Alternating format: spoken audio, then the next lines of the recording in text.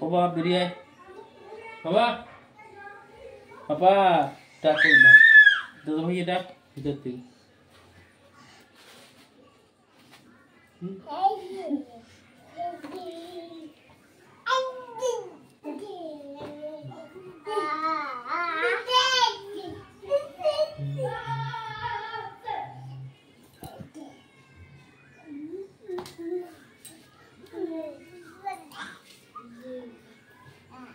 শুভ্রদীপ দাঁড়িয়ে যাও। শুভ্রদীপ দাঁড়িয়ে দাঁড়িয়ে এসো, মামা আমার কাছে এসো হাঁটি হাঁটি করে। কি করছো? দাদা ভাই তো খাটের তলায়।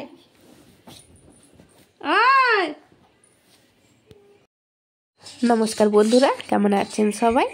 যশোদীপের আরেকটা নতুন ব্লগে আপনাদের সবাইকে স্বাগত জানাই। আজকে হচ্ছে 27শে নভেম্বর। তো আজকে আমরা বেরিয়ে পড়েছি ঘাগরবুড়ির মন্দিরে। সেখানে পুজো দেবার উদ্দেশ্যে আমরা এসে গেছি। এখন আমি, বর, মা, ভাই, আমার দুটো পুচকো বেটু। কেন এসেছি জানেন?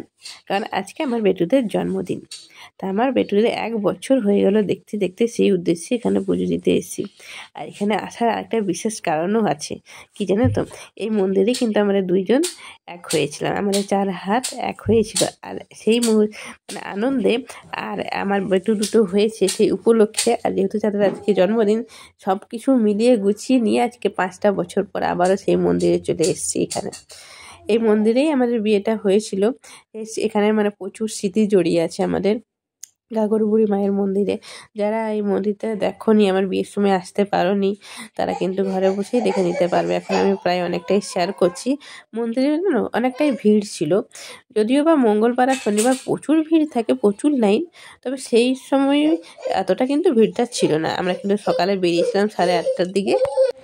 দেখো এখন আমাদের লাইন হয়ে গেছে, তো এখন আমরা পুজো দেবো। এই দেখো আমি বড়বাবুকে নিয়ে আর ছোটো বাবুকে নিয়ে বসে আছি, আর মা আর ভাই সাইডে আছে। সে সময় যেতে পারেনি, মানে মন্দিরের ভিতরে প্রবেশ করতে পারেনি, মন্দিরের বাইরেই আছে। কেননা সেই সময় আমার ভাইপো হয়েছে, একটা আমার জেঠুর নাতি হয়েছে, তো তারা মন্দিরে প্রবেশ করতে পারবে না। তাই আমি আর বরই মন্দিরে প্রবেশ করেছি। আর মা ভাই প্রবেশ করতে পারলো না, একটা আফসোস থেকে ওরা এত কাছে এসেও মানে মাকে পুজো দিতে পারলো না। মায়ের তাই একটু মন খারাপ হয়ে গেছিলো। তো কোনো ব্যাপার না, সামনেই তো মন্দির এসে আবার অন্য সময় যাওয়া যাবে। আনন্দ তো সবসময় করা যায়। এই দেখো মন্দির, সবারই এখন ডালাগুলো নেওয়া হচ্ছে, পুজোর ডালা দিয়ে আবার সবাইকে ফেরতও দিয়ে দেওয়া হবে। পুজোর যে যেমন দিয়েছে সেগুলো নেওয়ার পরে নিজের নিজের কাছে রাখতে বলবে, তারপর আমরা পুষ্পাঞ্জলি দেব। এই দেখো আমাদের কিন্তু পুষ্পাঞ্জলি দেওয়া হয়ে গেল ইতিমধ্যে। এবার আমরা বেরিয়ে পড়বো। তোমাদের চলো একবার সামনে থেকে ভালো করে মন্দিরটা মায়ের সাথে দর্শন করিয়ে দিই তোমাদেরকে। মন্দিরটা বেশ বড় সড়ো, আর ঠিক এইখানটাতে যেখানে এখন মানুষের জনগণ, সেখানটাতেই আমাদের বিয়েটা হয়েছিল। বসেছিলাম আমরা এখানে বিয়ে করতে। এই দেখো মা, 3টে মূর্তি মায়ের।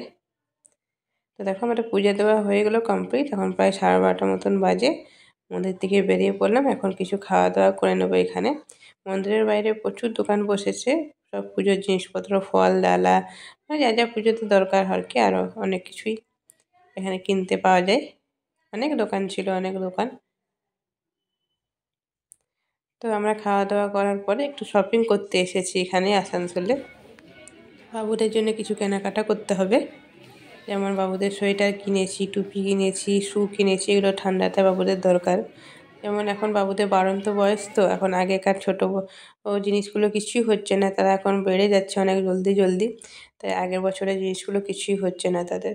যদিও বা আমার বৌদিগুলো অনেকগুলো সোয়েটার টুপি দিয়েছে বাবুদেরকে পরানোর জন্য, তবুও একটা তো নতুন তো বাইরে যাওয়া আসার জন্য দরকারই হয়, তাই একটা করে নতুন সোয়েটার কিনে নিয়েছি আর টুপি কিনে নিয়েছি বাবুদের জন্যে। দেখো শপিং, প্রচুর দোকান এখানে বসে। তো সন্ধ্যাবেলায় এখন আমরা একটু বার্থডে সেলিব্রেশন করবো বাবুদের, একটা কেক নিয়ে এসেছি। আর আমার অভ্র শুভ্র তো খালি তাকিয়ে আছে কি হচ্ছে এখানে, মোমবাতি কেন, এগুলো কি জিনিস তা তো জানে না কোনোদিনও। প্রথমে এটা সবে 1 বছর, অনেক এনজয় করেছি এই দিনটাতে। ঘরের সবাই মিলে ফ্যামিলি মেম্বার সবাই ছিল, সব বাচ্চাগুলোকে ডেকেছিলাম, আর সব বৌদি জেঠিমা কাকিমা সবাই ছিল। এ দেখো এখন কেক কাটিং চলবে। তো সবাই আশীর্বাদ করো আমার বাবুদেরকে, যারা যারা আমার ভিডিও দেখছো, যেন আমার বাবুদেরকে আমি অনেক ভালো মনের মানুষ তৈরি করতে পারি।